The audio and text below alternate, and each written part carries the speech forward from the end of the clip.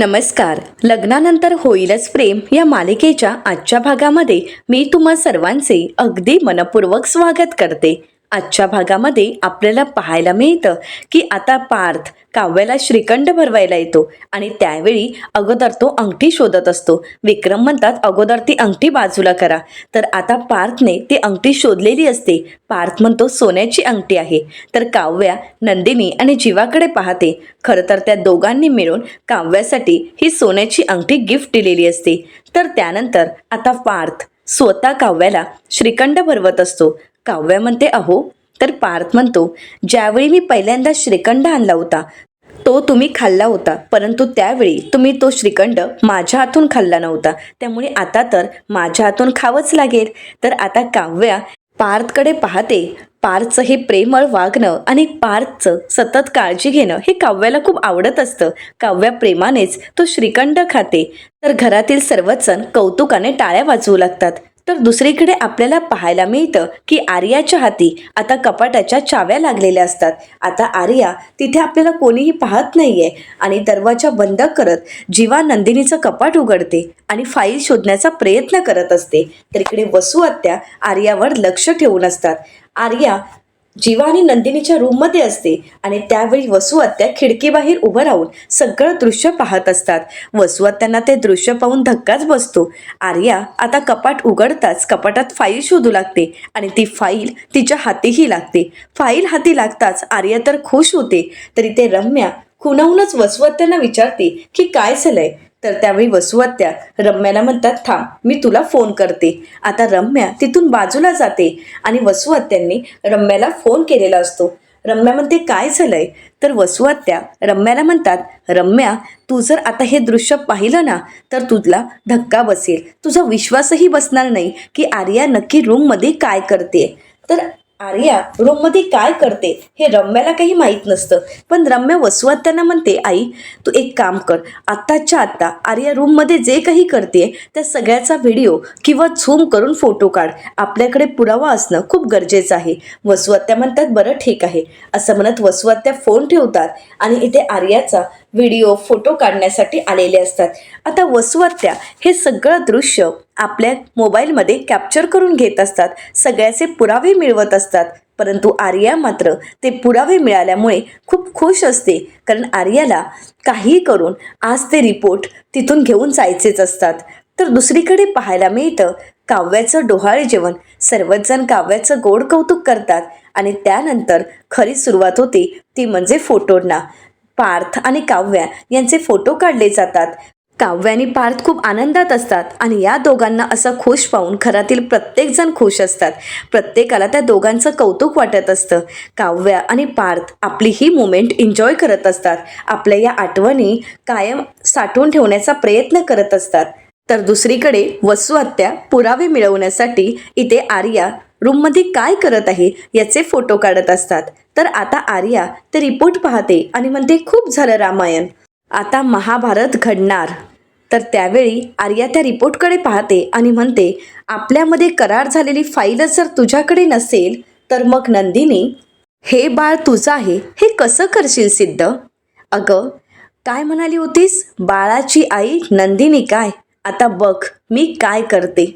इथे मात्र आर्याला कल्पनासुद्धा नसते की आपण जे काही करतोय त्या सगळ्याचे पुरावे वसू आत्यांच्या हाती लागणार आहेत. कारण वसू आत्या आर्याचा व्हिडिओ बनवत असतात. तर दुसरीकडे डोहाळे जेवणाच्या वेळी पार्थ काही तिथून हलत नसतो. तर त्यावेळी मानिनीताई म्हणतात अरे तुझं काय इथे. तर पार्थ म्हणतो माझं काय म्हणजे माझी बायको आहे, होणारं बाळ माझं आहे, मग मी तर इथे असायलाच हवं ना, त्यामुळे मी तर इथेच बसणार. मानिनीताई म्हणतात बरं ठीक आहे. तर नंदिनी म्हणते चला आता पुढची गंमत म्हणजे ती नेहमीचीच. तर त्यावेळी विक्रम म्हणतात अच्छा ती कोंबडा की कोंबडी तीच ना. तर त्यावेळी पार्थ म्हणतो बाबा काय चाललंय तुमचं. तर मानिनीताई म्हणतात हो ना अहो काय बोलताय तुम्ही, हे कोंबडा कोंबडी अहो यांना मुलगा होणार की मुलगी हा खेळ आहे आणि तुम्ही काय बोलताय. विक्रम हे काही मस्करी करायचं सोडत नसतात. तर त्यावेळी जीवा म्हणतो चला आता आपण खेळ खेळायला सुरुवात करूया. तर नंदिनी काव्याला म्हणते काव्या आता तुला एका वाटीवरचं पान उचलायचं आहे. तर जीवा म्हणतो हां म्हणजे समजा जिलेबी आली तर मग लक्ष्मी घरी येणार आणि जर लाडू आला तर पार्थ पटकन म्हणतो की बेबू. आता मात्र सर्वच जण पार्थकडे पाहतात. काव्या म्हणते काय हे. आता सगळ्यांच्याच लक्षात येतं की पार्थने आपल्या होणाऱ्या बाळाला आत्तापासूनच बेबू असं नाव ठेवलेलं असतं. तर पार्थ म्हणतो काही नाही, मुलगाच होईल. तर त्यावेळी विक्रम म्हणतात ऐकलात का, बेबू. आता मात्र पार्थवर सर्वच जण हसू लागतात. तर शारदाताई पार्थला म्हणतात जावई बापू काळजी करू नका, तुमच्या मनात जे असेल ना तेच निघेल वाटीत. तर सर्वच जण पार्थ आणि काव्याला प्रोत्साहन देत असतात. पार्थ म्हणतो चला बडे भैया सुरुवात करा. तर त्यानंतर नंदिनी काव्याला म्हणते काव्य अगं चल पटकन उचल. तर त्यावेळी काव्या पार्थला म्हणते सांगा ना. तर पार्थ म्हणतो सांगा वगैरे नाहीये, हा तुमचा मान आहे, तुम्हीच ठरवा. तर त्यावेळी काव्या म्हणते अहो मदत तरी करा. परंतु पार्थ म्हणतो नाही, हे तू ठरवायचं आहे. तर त्यावेळी विक्रम म्हणतात चला चला पटकन सुरुवात करा. तर आता काव्याला काय करावं काहीच कळत नसतं. ती 10, 20, 30 असं खेळत असते. तर त्यावेळी जीवा तिच्यावर हसतो आणि म्हणतो ही तर 10, 20, 30 खेळतीये. पार्थ म्हणतो खेळू देत पण त्यांनाच ठरवू देत. आता त्यावेळी नंदिनी काव्याला विचारते ठरलंय का. तर काव्या म्हणते हो. आता काव्या एका वाटीकडे बोट दाखवते. तर त्यावेळी नंदिनी काव्याला म्हणते उघड आणि बघ त्यात काय आहे. तर त्यावेळी पार्थ पुढे येतो आणि त्या वाटीवरचं केळीचं पान बाजूला करतो आणि एकच कल्लोळ होतो. कारण आता पार्थला जे हवं असतं तेच वाटीत निघालेलं असतं. वाटीत ज्यावेळी लाडू पार्थ पाहतो त्यावेळी मात्र त्याचा आनंद काही गगनात मावत नसतो. पार्थ आणि घरातील सर्वच जण खुश होतात. टाळ्या वाजवत काव्य आणि पार्थचं अभिनंदन करू लागतात. तर नंदिनी म्हणते बुंदीचा लाडू निघाला म्हणजे आता मुलगाच होईल. तर पार्थ म्हणतो हो बेबो येणार. तर त्यावेळी आता विक्रम म्हणतात की मला वाटलं होतं की मुलगी होईल. म्हणजे बघ ना ग मानेने, आपल्याला 3 मुलगे आणि त्यानंतर मुलाला सुद्धा मुलगाच होणार. तर त्यावेळी जीवा नंदिनीकडे पाहतो आणि इशाऱ्यानेच आपल्याला जिलेबी होणार, आपल्याला मुलगी होणार असं सांगण्याचा प्रयत्न करत असतो. तर इकडे मानिनीताई विक्रम यांना म्हणतात हे बघा, मुलगा होऊ देत किंवा मुलगी होऊ देत, काही होऊ देत, परंतु बाळ आणि बाळंतीण अगदी व्यवस्थित असू देत एवढंच मला वाटतंय. तर मिथुन काका म्हणतात आय लाईक दिस. वहिनी तुम्ही अगदी बरोबर बोलताय. मुलगा होऊ देत किंवा मुलगी, परंतु या घरात आनंदाचे क्षण येणार हे मात्र नक्की. चला मग आता आपण सगळ्यांनी तोंड गोड करून घेऊयात. तर त्यावेळी मानिनीताई म्हणतात हो पण अगोदर तिला भरवू देत. तर त्यावेळी पार्थ काव्याला गोडाचा घास भरवत असतो, बुंदीचा लाडू भरवत असतो आणि आपला आनंद दोघंही व्यक्त करत असतात. आता काव्या सुद्धा पार्थला बुंदीच्या लाडवाचा घास भरवत त्याचंही तोंड गोड करते. दोघंही खूप खुश असतात कारण दोघांच्याही स्वप्नातील राजकुमार लवकरच येणार आहे. ह्यामुळे दोघांचाही आनंद काही गगनात मावत नसतो. आता प्रत्येकजण त्या दोघांचं तोंड गोड करत असतात. तर त्यावेळी मानिनीताई नंदिनीला म्हणतात नंदिनी अगं आर्या कुठे आहे, तिला सुद्धा बोलव ना, ती सुद्धा भरवेल. तर त्यावेळी नंदिनी म्हणते हो बघते मी असं म्हणत नंदिनी आता आर्याला पाहत असते. परंतु नंदिनीला आर्या कुठेच दिसत नसते. तर आता नंदिनी रूमच्या दिशेने जात आहे हे रम्याच्या लक्षात येताच रम्या इशाऱ्यानेच वसुहत्यांना खाली यायला सांगते. तर इथे नंदिनी आर्याला शोधत असते परंतु नंदिनीला आर्या कुठेच सापडत नसते. तर दुसरीकडे वसुहत्या लपत छपत खाली येतात आणि रम्याला विचारतात कोणाला संशय तर आला नाही ना मी इथे नव्हते तर. तर त्यावेळी रम्या म्हणते नाही कोणालाच काही माहीत नाही, परंतु मला सांग आई ती नक्की आर्या काय करत होती. तर त्यावेळी वसुहत्या म्हणतात काही नाही, कपाटातली एक फाईल काढली होती आणि तीच फाईल पाहत होती ती. तर दुसरीकडे पाहायला मिळतं नंदिनी आता आर्याला शोधण्यासाठी काव्याच्या रूममध्ये आलेली असते, परंतु आर्या इथे सुद्धा नसते. नंदिनी काव्याच्या पूर्ण रूममध्ये आर्याला शोधते. कदाचित ती वॉशरूमला गेली असावी म्हणून तिथेही ती पाहते, परंतु आर्या कुठेच नसते. तर पुन्हा पुन्हा नंदिनी आर्याला आवाज देऊ लागते, परंतु आर्याचा काहीच प्रतिसाद मिळत नसतो. नंदिनी म्हणते ही मुलगी नक्की कुठे गेली आहे असं म्हणत ती काव्याच्या रूमच्या बाहेर येते आणि त्यानंतर नंदिनी त्यांच्या रूमच्या दिशेने निघालेली असते. तर वसुहत्या रम्याला म्हणतात रम्या बघतेस ना नंदिनी आता तिच्या रूममध्ये जाते आणि आर्या तर तिथेच आहे, म्हणजे आता आर्या पकडली जाणार. तर रम्या म्हणते नाही असं काहीही होणार नाही, ती आर्या खूप पोचलेली आहे आणि हुशार मांजर आहे, त्यामुळे ती सहजासहजी नंदिनीच्या हाती नाही लागणार. आता नंदिनी जिना चढत त्यांच्या रूमच्या दिशेने येत असते, तर दुसरीकडे आर्याचं काम पूर्ण झालेलं असतं. आता आर्या ती फाईल पुन्हा एकदा जाग्यावर ठेवते आणि चावीसुद्धा जाग्यावर ठेवते. नंदिनी एक एक पायरी चढून येत असते, तर इथे आर्याने आपलं काम पूर्ण केलेलं असतं आणि आता सगळे डॉक्युमेंट घेऊन आर्या तिथून निघत असते. आर्या दरवाजा उघडणार, परंतु त्याचवेळी तिच्यासमोर नंदिनी उभी असते. आता नंदिनीला पाहताच आर्याला थोडा धक्का बसतो. तर नंदिनी आर्याला म्हणते, आर्या अगं तू इथे काय करतेस? आर्या म्हणते, अगं मी तुला म्हणाले होते ना की मला वॉशरूमला जायचंय, म्हणून मी इथेच आले होते. तर नंदिनी म्हणते, अगं मी सुद्धा तुला म्हणाले होते की तू काव्याच्या रूममध्ये जा, मग या अवस्थेत तू पायऱ्या चढून इथे का आली आहेस? तू तिथेच जायचं होतं ना? तर त्यावेळी आर्या नंदिनीला म्हणते, ताई साहेब अहो मी गेले होते, परंतु पहिला फ्लॅश चालू करून पाहिला, परंतु तो बिघडलेला होता. मग काय करणार? पोट सावरत सावरत या रूमपर्यंत आले. यामध्ये माझं काही चुकलं का ताई साहेब? नंदिनी म्हणते, नाही नाही काहीही चुकलेलं नाही, पण चल काव्याला गोड भरवायचं आहे ना? तर आर्या म्हणते, हो आलेच. असं म्हणत आर्या आता तिथून निघालेली असते. नंदिनी तिथेच थांबते. पुन्हा एकदा मागे वळून ती आपली रूम पाहते. नंदिनीला वाटत असतं की काहीतरी घडलेलं आहे, परंतु तिने मात्र एकही पुरावा मागे सोडलेला नसतो. त्यामुळे आर्याच्या या वागण्याचा नंदिनीला काहीच अंदाज येत नाही. आर्या नक्की रूममध्ये का आली होती हेही नंदिनीला कळत नसतं. तू आपल्या रूममध्ये काहीतरी घडलंय याचा भास मात्र नंदिनीला होत असतो. तर दुसरीकडे प्रत्येक जण आता काव्याला प्रेमानेच गोडाचा घास भरवत असतात. तर दुसरीकडे पाहायला मिळतं आपल्याला आलेला संशय आणि या सगळ्याची खात्री करून घेण्यासाठी नंदिनी आता आपलं कपाट चेक करते, परंतु कपाट तर बंद असतं आणि म्हणूनच नंदिनी आपल्या कपाटाची चावी घेते. ज्या जागेवर नंदिनीने चावी ठेवलेली असते, चावी सुद्धा आर्याने परत तिथेच ठेवलेली असते. नंदिनी चावी घेते, कपाट उघडते आणि त्यावेळी ती आपली फाईल पाहते. नंदिनी मनाशीच म्हणते की ही फाईल पाहावीशी मला का वाटली असेल? नक्की काय वाटतंय माझ्या मनाला? असे भास का होत आहेत मला? असं म्हणत नंदिनी आता ती फाईल त्याची चैन उघडून सगळे डॉक्युमेंट नीट तर आहेत ना हे पाहण्यासाठी चैन उघडायला घेणार, परंतु त्याच वेळी मानिनीताई नंदिनीला आवाज देत म्हणतात, नंदिनी. आता मात्र नंदिनी आवाज देत म्हणते, हो आले आई.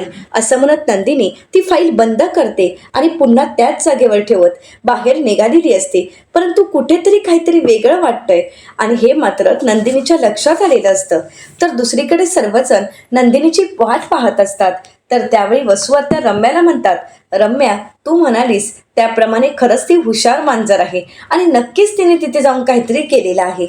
वसू आत्या आणि रम्या दोघेही आर्यावर लक्ष ठेवून असतात. आता आर्या जे डॉक्युमेंट ती घेऊन आलेली असते ते पर्समध्ये ती ठेवत असते.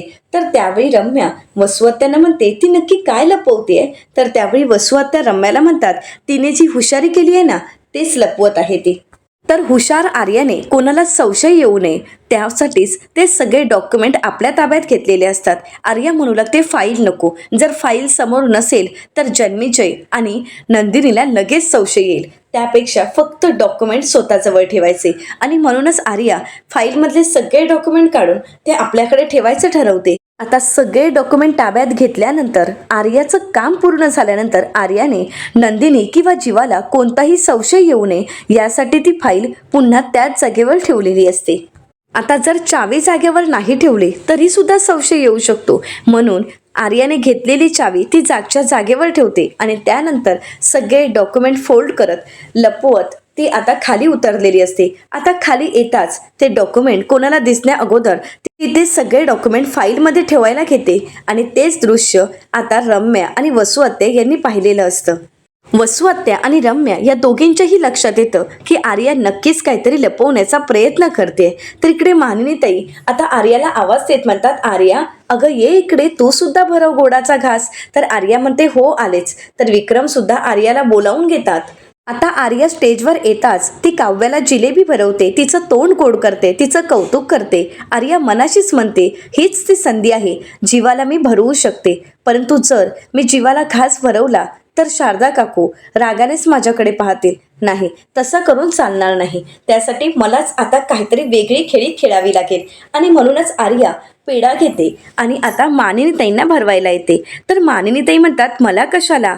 तर आर्या म्हणते, आता तुम्ही आजी आजोबा होणार आहात, त्यामुळे पहिला घास तुम्हाला आणि त्यानंतर दुसरा घास. असं म्हणत ते विक्रम यांच्याकडे जाते आणि त्यांनाही पेढा भरवते. आणि त्यांचं अभिनंदन करत म्हणते, अभिनंदन आजोबा, आता तुम्ही आजोबा होणार आहात. तर तर आता सगळ्यांचंच आर्या अभिनंदन करते आणि त्यानंतर संधी मिळवत ती जीवासमोर येते आणि जिलेबी घेऊन आलेली असते. ती जीवाला म्हणते, जन्मेजय. तर त्यावेळी जीवा आर्याला म्हणतो, तुला कसं माहीत की मला काय हवंय ते? तू अगदी बरोबर घेऊन आली आहेस, मला हेच हवं होतं, असं म्हणत आता जीवा आर्याशी बोलत असतो. आता हे ऐकून आर्या खुश होते. आर्याला वाटत असतं की जीवा आपलंच कौतुक करतोय, परंतु त्यावेळी जीवा आर्याच्या हातातील ती जिलेबी आपल्या हातात घेतो आणि म्हणतो, बरं झालं, मला हवीच होती नंदिनीसाठी, असं म्हणत जीवा आता ती जिलेबी आर्याच्या हातून घेत नंदिनीला भरवण्यासाठी येतो. आणि हे पाहून आर्याला खूप राग आलेला असतो. आर्या रागानेच त्या दोघांकडे पाहत असते. इथे मात्र आर्याची ती अवस्था पाहून वसू आत्या आणि रम्या या दोघांनाही काही हसू आवरत नसतं. जीवा प्रेमाने जिलेबीचा घास नंदिनीला भरवतो, तर त्यानंतर नंदिनी प्रेमाचा तो घास जीवाला भरवायला घेते आणि म्हणू लागते, हे तुमच्यासाठी. जीवा म्हणतो, हा प्रेमाचा घास मी नंतर वसूल करणार आहे. तर विक्रम म्हणतात, हो हो, तुम्हाला पुढच्या महिन्यात मिळेल असं भरवायला. तर त्यावेळी जीवा म्हणतो, नाही, मी नंतर घेईन असं तिला म्हणतोय. आता सर्वच जण हसू लागतात. नंदिनी लाजत असते, कारण जीवा कुठेही रोमॅन्टिक होऊ शकतो आणि नंदिनी मात्र त्याच्या प्रेमात वेडी होत असते. तर त्यानंतर नंदिनी जीवाला म्हणते, बरं ठीक आहे, मी काव्याला घास भरवते. तर त्यावेळी जीवा म्हणतो, हो हो, मी तेच म्हटलं. आता नंदिनी पार्थ आणि काव्या या दोघांनाही जिलेबी भरवत त्यांचं तोंड गोड करत त्यांना शुभेच्छा देते. तर त्यावेळी पार्थ नंदिनीला चिडवत म्हणतो, गोड घास काय? तर त्यावेळी नंदिनी जीवाकडे पाहते आणि म्हणते, जीवा तुम्ही पण ना? तर त्यावेळी काव्या नंदिनीची मस्करी करत म्हणते, इट्स ओके ताई. आता सर्वच जण खूप हसत असतात. घरात अगदी आनंदाचे क्षण असतात आणि सर्वजण खूप खुशही असतात. तर त्यानंतर आता पुन्हा एकदा ह्या सगळ्या क्षणांच्या आठवणी सोबत ठेवण्यासाठी काव्या आणि पार्थ यांचं फोटोशूट सुरू असतं. काव्याला चंद्रावर बसवलं जातं आणि पार्थने स्वतः डिझाईन केलेलं ते सूप, ते रुखवात काव्या हातात घेत एक एक आठवणींचे फोटो काढत असते. प्रत्येक गोष्ट ते अगदी आपल्या कॅमेऱ्यामध्ये कॅप्चर करून ठेवत असतात. त्या सगळ्या आठवणी आयुष्यभरासाठी साठवण्यासाठी दोघंही खूप आनंदाने या क्षणांचे फोटो काढत असतात, या आठवणी जपून ठेवत असतात. या दोघांचं एकमेकांवर असणारं जीवापाड प्रेम, दोघंही एकमेकांना इतक्या छान पद्धतीने सावरत असतात, जपत असतात आणि तेवढंच प्रेमही करत असतात. हे पाहून मानिनीताई आणि विक्रम हे दोघंही खूप खुश असतात. तर आपल्या बहिणीच्या आयुष्यातील हे आनंदाचे क्षण पाहून नंदिनीचे डोळे पाणावलेले असतात. सर्वजण या आनंदाच्या क्षणांचे साक्षीदार असतात आणि सर्वजण खूप खुशही असतात. पार्थ कधी काव्याच्या डोक्यावर किस करताना, तर कधी तिच्या खांद्यावर हात ठेवत असताना, कधी तिच्या पोटावर हात ठेवत, तर कधी तिच्याकडे पाहत नजरेत हरवून जात, असे वेगवेगळे फोटो काढणं चालूच असतं. सर्वच जण तिथे ह्या सगळ्याचा आनंद घेत असतात. काव्य आणि पार्थ खूप छान फोटो काढत असतात. तर दुसरीकडे आता आर्या देवघरासमोर आलेली असते. आता देवाचा आशीर्वाद घेऊन आर्या तिथून निघत असते. परंतु त्याचवेळी जीवाचं नंदिनीसोबतचं असणारं बॉन्डिंग, जीवाने नंदिनीच्या खांद्यावर हात ठेवत तिला घेतलेलं जवळ, हे सगळं काही दृश्य पाहून आर्याला खूप वाईट वाटत असतं. तिचा जळफळाट होत असतो आणि आर्या रागानेच त्या दोघांकडे पाहत असते. त्याचवेळी रम्या त्या ठिकाणी येते आणि तितकाच जळफळाट रम्याचा सुद्धा होत असतो. कारण पार्थ आणि काव्या यांच्यातील ते प्रेमळ क्षण, पार्थ आणि काव्याचं एकमेकांवर असणारं प्रेम, आणि आता आपण मात्र हे दुरूनच पाहतोय. हे रम्यालाही सहन होत नसतं. पार्थच्या प्रेमात वेडी झालेली रम्या आता मात्र एकटीच असते आणि ते तिला सहन होत नसतं. आता रम्या आणि आर्या या दोघांचं दुःख काही वेगळं नसतं. तर रम्या म्हणते, आपण ज्यांना जीव लावतो तोच दुसऱ्या कोणाचा तरी होऊन जातो, यासारखं दुसरं दुःखच नाही, असं म्हणत या सगळ्याचाच रम्याला खूप त्रास होत असतो. तर रम्या आर्याला विचारते, आर्या, तुलाही या सगळ्याचा त्रास होत असेल ना? परंतु आर्या काहीच बोलत नाही. तर रम्या आर्याला म्हणते, पण एक गोष्ट लक्षात ठेव आर्या, आभाळ कोणाचंच नसतं, आभाळ कोणाचंच नसतं, पण आपल्या खिडकीतून दिसणारं आभाळ, त्याच्यावर फक्त आपलाच हक्क असतो. आर्या, मी स्वतःला काव्याच्या जागी बघतेय, मग तू सुद्धा तुला नंदिनीच्या जागी बघतेयस ना? आता रम्याचं हे बोलणं ऐकून आर्याला धक्काच बसतो. आर्या मागे वळून पाहते. तर रम्या म्हणते, सांग ना आर्या, तू स्वतःला नंदिनीच्या जागी बघतेयस ना? परंतु आर्या काहीच बोलत नसते. रम्या म्हणते, सांग ना आर्या, तू नंदिनीच्या जागी तुला बघतेस ना? परंतु आर्या काही न बोलता, रम्याच्या प्रश्नाचं उत्तर न देता तिथून निघून जाते. आता आर्याच्या न बोलण्यातच रम्याला तिचं उत्तर मिळालेलं असतं. रम्या म्हणते, चला माझं काम झालं. खडा अगदी योग्य ठिकाणी लागला आहे. परंतु पार्थ आणि काव्याला एकत्र पाहून मात्र रम्याचा चांगलाच जळफळाट होत असतो. तर येणाऱ्या पुढील भागामध्ये आपल्याला पाहायला मिळतं, डोहाळे जेवणाचा कार्यक्रम झालेला असतो. सर्वजण एकत्र गप्पा मारत बसलेले असतात. तर त्यावेळी शारदाताई म्हणतात, डिलिव्हरी कधी होईल माहीत नाही, पण परीक्षा ती कधी आहे. तर त्याचवेळी गुरुजी येतात आणि म्हणू लागतात 16 ऑगस्ट. आता मात्र सर्वच जण उठून उभे राहतात. सगळ्यांनाच धक्का बसतो. गुरुजी म्हणतात, काळजी घ्या, 16 ऑगस्ट हा दिवस सुद्धा 16 डिसेंबर सारखा वादळी असणार आहे आणि हे वादळी वारे बहुधा आदल्या रात्रीपासूनच सुरू होतील. आता मात्र कोणाला काहीच अर्थ लागत नसतो. आता या सगळ्याचा नक्की अर्थ काय असेल हे तर आपल्याला येणाऱ्या भागातच पाहायला मिळणार आहे. मित्रांनो, अशाच मालिकांचे नवनवीन अपडेट पाहण्यासाठी चॅनलला नक्कीच सबस्क्राईब करा.